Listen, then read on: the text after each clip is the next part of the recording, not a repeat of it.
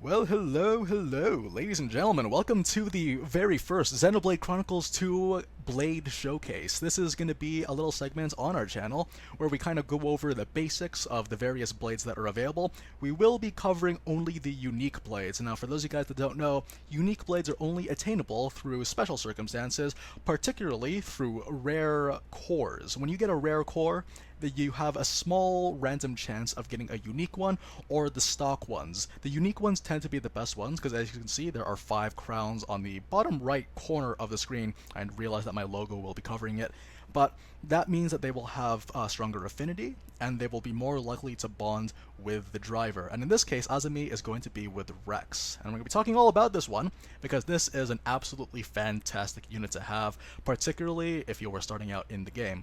The first thing you'll notice about Azami is that she is a dark element. The thing about the dark element is that it is quite easy to actually build up your blade combos. All you have to do, essentially, is just you get your blade combo to the first stage, and then you build up to the second stage after that.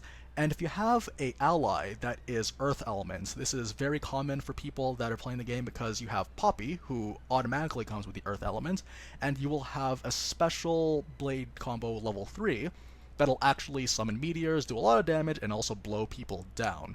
Very, very useful to have. So the first thing we're going to look at is her weapon. As I said, it is an ether cannon.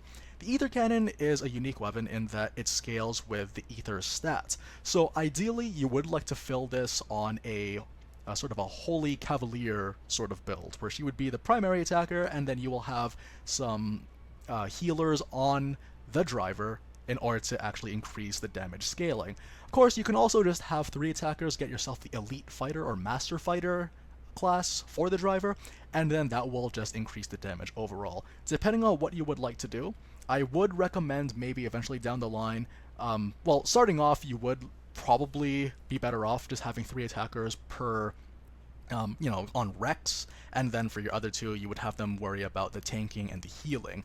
But as you progress through the game, you might want to consider experimenting with having some more healers so that you can make use of her bonuses, which we're going to get into right now. The thing about her affinity charts, and I recommend doing this for every time you get a new blade, is to check on the affinity chart. It'll give you an idea of how this character or this blade was designed to be played as. So as you can see over here, all 3 of her blade combos will actually scale based on how low your HP is. Sorry, that's not correct. If your HP is 30 or less, you will get a damage increase. So in the case of this, it's going to be 110. And the thing about this, though, is that this is why, they would design it so that you would have the ether from the healer to increase her damage. As well, you would be able to facilitate your tank having more damage while keeping your health low, because the AI likes to heal you automatically because you're in danger. As well, the more damage your the more damage that you get, the more powerful you will become. So it's very, very useful for when you want to bring up the damage of your specials. As well, if a fellow driver takes damage, then you will passively increase affinity. This is very important because you will be rushing to building up your blade combos. The more damage they take, and most of the time characters like Tora or any other tanking unit for that matter will be taking damage constantly, so she will be building up quite quickly, and that's something that you will want to be playing around when using this character. She will be the focal point for the blade, essentially, or for the driver, rather. As well, you also get counterattacks that also increase ether damage. Again, she scales with ether. I recommend doing that. Of course, when you are first starting out in the game, you're probably not going to have very many healers, but if you do, then that's something you'll want to consider as you're playing through the game. As well, you get, of course, her field skills, which is something that you would have to worry about as you progress through the main story. Now, in terms of the auxiliary chords, there's quite a few things that you can do. Personally, I would just recommend going for blade combos. Again, if you're still quite early in the game, it might be difficult to come by these things, but I would recommend anything that increases damage for blade combos, since that is going to be the focal point of your attacks. Now, we're going to quickly look over at Rex, and I'll show you the accessories that I gave him. Now, you get the 22 damage ratio after canceling an auto attack.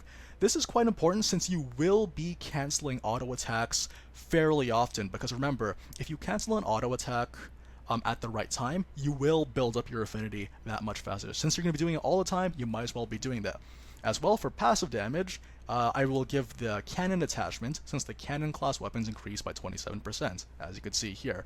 It's all very well and useful, but that's essentially how Azami and all the ether cannons are meant to be played. Now, in terms of the ether cannon in and of himself, the very first thing you'll notice is that you get the daring shot as your X button. I recommend taking this off immediately, because the thing about Azami is that she gives you damage based on how much you're missing. This gives you damage based on how much HP you have. Obviously, these do not synergize with each other whatsoever. It's much better to go with a Wild's Volley, since you will be canceling auto attacks anyway, so this scales with the eye patch, and you get the increased damage ratio, and it has an AoE. It's very useful, but I want to warn you guys to be careful with this, since you might accidentally end up grabbing more aggro than you want. That being said, that could be a good thing if you can play with that, since you want to get some damage on yourself anyway, but that just comes down to practice. Armor Crusher is quite nice as well, because of the 50% chance to annul defense. Very useful to have overall, and I would recommend it on the Y, since you will have the ability to get those happening immediately on your combos or on your arts. And finally, the grenade launcher. This is quite useful because it allows you to CC your enemies or crowd control your enemies, and just a useful thing to have overall. But remember, you want to be canceling this every single time. The more you cancel, the more you can build up, and the faster you'll be able to build up your blade combos. So I'm actually going to quickly show you guys right now. That basically does it for all of the abilities. Actually, I'll just quickly show you Rex's abilities. I'm not as super into it right now, but basically you want to get your combo enhance, because that's the focal point of her abilities, as well as rapid attacks and the equivalent. Yes, both rapid attacks and the combo enhances. You want to get these ones first if you get Azami first, and yeah, that should basically do it for the affinity chart as well. So what we're going to do is that we're going to go ahead and fight on Acute Melvin, and this is a unique monster. You noticed earlier that I had a Gourmand Cannon. Actually, I'll quickly show it to you guys right now. The Gourmand Cannon, it increases the damage that I have to 310 for auto attacks. That's very useful because, you know, more damage for the cannon is always a good thing. And this particular one you get from a core chip called the Wood Chip. The Wood Chip is dropped from this enemy, but I will warn you that even though you can respawn this enemy on command, you can only get it dropped once. So we're going to go ahead and fight the enemy right now. I believe it is level 26. Okay, 25. Bear in mind, since this is a unique monster, it will be a lot stronger than usual. Granted, I am 12 levels higher, but it should take about 2 rotations at around level 30... about around level 30 to 33, it takes about 2 rotations of this combo I'm going to do right now. So, in order to build up the meter, obviously the third hit does bonus damage. You want to cancel that immediately into your Wild Volley, and then we're going to go for another 3 hits to make use of that damage. We're kind of just stockpiling all of our cooldowns, because once all 3 cooldowns are ready, we're just going to go ahead and start bursting. Now, the thing about this particular encounter is that the enemy will become enraged. When it does, there's going to be evasion, and that evasion is going to make it impossible for me to build up my meters for when I'm saving up for my arts. That's going to be very, very important. Now we have Tora and Poppy. Obviously Poppy is an earth element, so we're going to go ahead with that. So what I'm going to do, I'm going to wait for the third hit, and then once I cancel that third hit, it's going to be the, we're going to go straight into the blade combo. Here we go, get the accuracy up. Oh wait, no, wait, so what's going to happen, I have to go for the half health, and then this guy is going to go ahead and, go enraged once I cancel this. Here we go. Alright, and the rage. So I'm going to wait a little bit, and because I want to make sure I can get the full damage from this, so I'm going to go ahead and cancel this, straight into the armor crutch to lower the defense, and then I'm going to hit one more time and cancel that into the grenade launcher. Now you see I have a level 2 blade combo at the ready. I'm going to go ahead and wait for the third hit. Right in time for that gravity to hit. So we're going to go ahead and do the quick time event for this. That should be a couple of times. And we can see, we're going to hit him a couple more times. And actually, let's go ahead and have... Yes, we're going to go ahead and have Nia actually do this one. Awesome. And we're going to have the meteors fall as well. If you have a topple or a break, then, like, even when you have, what's her name? When you have Poppy actually go ahead and do it, it's going to do extra damage with a topple or break. It's going to be a meteor strike break. And if you have Nim is also an earth element, and she will actually be a full heal for your party. So that's extremely useful to have. You can also consider that combo as sort of a defensive cooldown, if you will. So we're gonna go ahead and go for that again, see if we can do it. I'm gonna hit him, remember, 3 times because the third hit is always stronger, then cancel that into your wild volley. And then we're gonna go for another 3 hits, because why not? And then go straight into the armor crusher. Boom. Okay, so now we have it ready. Remember, we already have this in reserve, and Tora and Nia are already sustaining damage, so they're already grabbing some affinity for me. That's really useful, but what I want to do, I'm gonna wait until all 3 of my arts are fully charged. And I'm not gonna spend anything just yet. Once we do, we're gonna go all out. So I'm gonna go ahead and cancel this one into my combo, and then do my Nightmare Rondo. Perfect.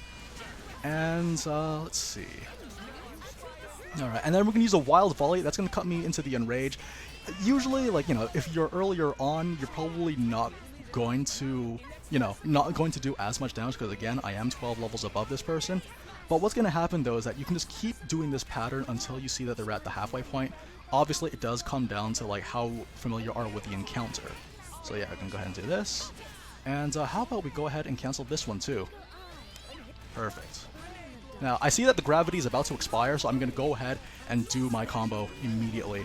And do you know what? Let's have Poppy do it this time. Let's have Poppy get a bit of a spotlight for this video. For our very first Blade showcase. Ooh, I love Poppy. I cannot wait to do a video about her later. Awesome. And the meteor's going to fall down, and this is going to be an AoE blowdown. Just so you know, this is just the one guy. But if there were more people, or if this was during a break, it's going to hit all of them. So, yeah. That's the really nice thing, and that's basically how Azami works. Azami is, again, she comes from a rare core, and this enemy that we're fighting, not only does it drop the wood chip, it only drops it once, mind you, so you might want to use it carefully, but you'll also want to consider using her because she fighting this particular enemy because it has the lance attachment. If you have any good lance users or a unique lance blade, then this would definitely be something you'll want to look into. Anyways, guys, thanks very, very much for joining me on my very first Blade showcase, and I look forward to seeing you guys next time. I'm really looking forward to this because I have quite a few blades that I would like to show off to you guys in the future. So until then, mind you, most of these ones will be largely spoiler-free, but for reference, I am at Chapter 4 right now. So if you are before Chapter 4, you probably shouldn't be looking at YouTube videos anyway, and if you're post Chapter 4, then feel free to join us next time. Take care, everybody.